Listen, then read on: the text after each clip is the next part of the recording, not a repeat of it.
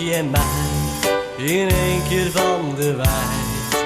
Dacht ik leef met haar al in het paradijs.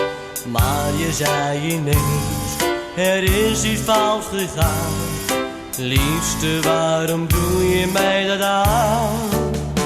Maar als nou niet meer eens iets fout mag gaan, dan heb je toch al snel verkeerd gedaan.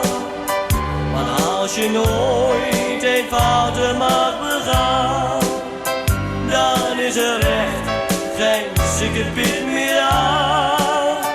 Maar als nou niet meer eens iets fout mag gaan, mijn lieve mens, wat doe je mij dan aan? Want voor mijn fouten zal ik altijd staan, zolang ik maar de kans krijg dat het fout kan gaan.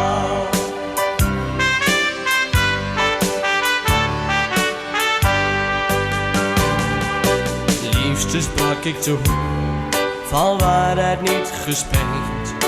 Denk als niet dat jij die woorden echt zo meent. Fouten maken mag, daar doe je echt niets aan.